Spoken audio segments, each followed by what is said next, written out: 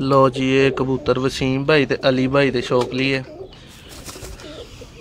जवेद भाई भी करन जी शौक, मलक साहब माशाल्लाह जी। अली भाई पछानो है कबूतर इंदा कबूतर तुहानू दिता भला वही है या कोई 19-20 का फर्क है अजे? साजी ये कबूतर खलोन क्यों नहीं दिया, की इनू मसला?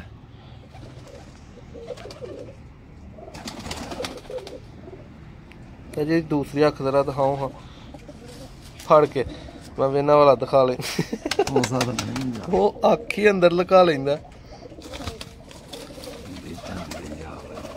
साजी गाला ना कड्डो, कबूतर फड़न दी जाच ही नहीं साजी जाज कबूतर फड़न नहीं देंदे अपने आप नू काटना। ਇਹਦਾ कुंदा जरा दिखाओ। लो हाँ अली भाई कटिया कुटिया ही है मैं अली भाई जेड़े भाई को शौक किया ना इन्हें क्या जी अकील भट्ट साहब जेड़े ने ना उन्होंने दे घरों आया जिथों तुहानू कबूतर लैके दिता उत्थों आया अज।